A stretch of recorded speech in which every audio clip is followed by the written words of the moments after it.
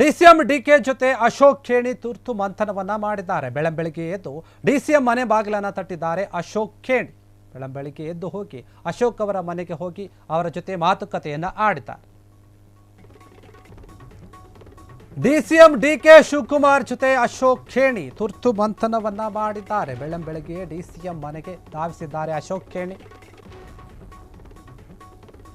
Nice ರಸ್ತೆ ಮಾಲೀಕ ಮಾಜಿ ಶಾಸಕ ಆಗಿರುವಂತಹ ಅಶೋಕ್ ಖೇಣಿ ಡಿಸಿಎಂ ಅವರನ್ನ ಭೇಟಿ ಮಾಡಿರುವಂಥದ್ದು. ಅವರ ಮನೆಗೆ ಹೋಗಿ ಉಪಮುಖ್ಯಮಂತ್ರಿ ಡಿಕೆ ಶಿವಕುಮಾರ್ ಜೊತೆ ಮಹತ್ವದ ಚರ್ಚೆಯನ್ನು ಮಾಡಿದ್ದಾರೆ ಎನ್ನುವಂತಹ ಮಾತು ಕೇಳಿ ಬರ್ತಾ ಇದೆ. ಬಿಡದಿ ಭೂಸ್ವಾಧೀನ ವಿರೋಧಿಸಿ ಇಂದು ಜೆಡಿಎಸ್ ಪ್ರೊಟೆಸ್ಟ್ ಮಾಡ್ತಾ ಇದೆ. ಈ ಬಗ್ಗೆನೇ ಉಭಯ ನಾಯಕರು ಚರ್ಚೆ ಮಾಡಿದ್ರಾ ಎನ್ನುವಂತಹ ಪ್ರಶ್ನೆ ಇವರ ಭೇಟಿ ಕುತೂಹಲವನ್ನು ಮೂಡಿಸ್ತಾ ಇದೆ. ಅಶೋಕ್ ಖೇಣಿ ಭೇಟಿ ಬಗ್ಗೆ ಯಾವುದೇ ಪ್ರತಿಕ್ರಿಯೆ ನೀಡದ ಡಿಕೆ, ಪ್ರತಿಕ್ರಿಯೆ ನೀಡಿಲ್ಲ ಇವರು. ಅದರ ಬಗ್ಗೆ ಮನೆಯಿಂದ ಹೊರಗೆ ಹೋಗಿದ್ದಾರೆ ಡಿಕೆ ಶಿವಕುಮಾರ್. ಯಾವುದೇ ಒಂದು ಪ್ರತಿಕ್ರಿಯೆಯನ್ನು ನೀಡದೆ ಡಿಸಿಎಂ ಡಿಕೆ ಶಿವಕುಮಾರ್ ಅವರನ್ನು ಭೇಟಿಯಾಗಿದ್ದಾರೆ ಅಶೋಕ್ ಖೇಣಿ ಅವರು. ಬೆಳಂಬೆಳಗ್ಗೆನೇ ಎದ್ದು ಅವರ ಮನೆಗೆ ಹೋಗಿ ಡಿಸಿಎಂ ಡಿಕೆ ಶಿವಕುಮಾರ್ ಅವರನ್ನು ಭೇಟಿ ಮಾಡಿರುವಂಥದ್ದು.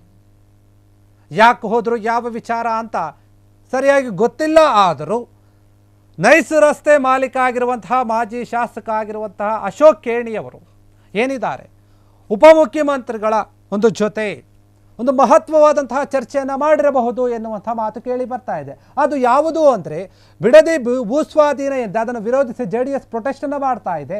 ಒಂದು ವೇಳೆ ಅದರ ಬಗ್ಗೆನೇ ಚರ್ಚೆ ಮಾಡೋಕೆ ಬಂದಿದ್ರಾ ಇವರು ಉಪಮುಖ್ಯಮಂತ್ರಿಗಳ ಜೊತೆ, ಡಿ ಕೆ ಶಿವಕುಮಾರ್ ಜೊತೆ ಎನ್ನುವಂತಹ ಪ್ರಶ್ನೆ ಮೂಡ್ತಾ ಇದೆ. ಆದರೆ ಖೇಣಿ ಭೇಟಿಯ ಬಗ್ಗೆ ಡಿ ಕೆ ಶಿವಕುಮಾರ್ ಅವರು ಯಾವುದೇ ಒಂದು ಪ್ರತಿಕ್ರಿಯೆಯನ್ನು ನೀಡಲಿಲ್ಲ.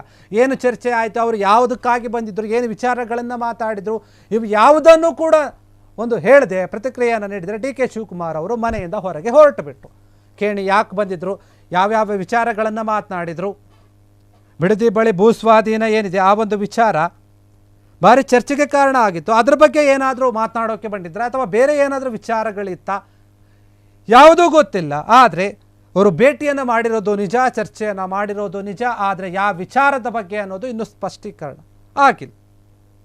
ಆದರೆ ಬೆಳಂಬೆಳಗ್ಗೆನೇ ಎದ್ದು ಬಂದು ಡಿ ಕೆ ಶಿವಕುಮಾರ್ ಮನೆಗೆ ಬಂದು ಅವರನ್ನು ಭೇಟಿ ಮಾಡುವಂತಹ ಒಂದು ಅಗತ್ಯ ಏನಿತ್ತು, ಅದು ಅರ್ಜೆಂಟ್ ಆಗಿ ಬಂದು ಅವರ ಬಗ್ಗೆ ಅಂದರೆ ಅವರ ಬಳಿ ಏನು ಮಾತನಾಡಿದ್ರು ಅಂತ ಯಾವ ಒಂದು ವಿಚಾರ ಇತ್ತು ಅಶೋಕ್ ಖೇಣಿಯವರ ಒಂದು ತಲೆಯಲ್ಲಿ, ಅಂತಹ ಒಂದು ದೊಡ್ಡ ವಿಚಾರ ಏನಿತ್ತು. ಹಾಗಾದರೆ ಉಪಮುಖ್ಯಮಂತ್ರಿಗಳ ಜೊತೆನೇ ಬಂದು ಮಾತನಾಡುವಂತಹ ಒಂದು ದೊಡ್ಡ ವಿಷಯನ ಹಾಗಾದರೆ ಎನ್ನುವಂಥ ಪ್ರಶ್ನೆ ಮೂಡ್ತಾ ಇದೆ.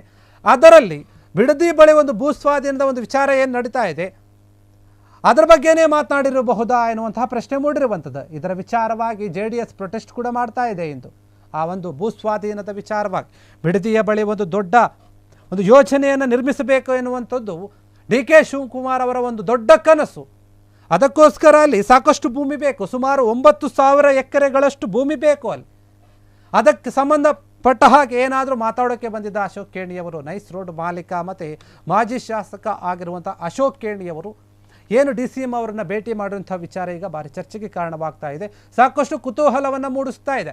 ಬೆಳಗ್ಗೆಯೇ ಬಂದು ಮಾತಾಡುವಂತಹ ಒಂದು ಅಗತ್ಯ ಏನಿತ್ತು ಎನ್ನುವಂಥ ವಿಚಾರ ಈ ಒಂದು ಭೇಟಿಯಲ್ಲಿ ಕಾಣ್ತಾ ಇದೆ.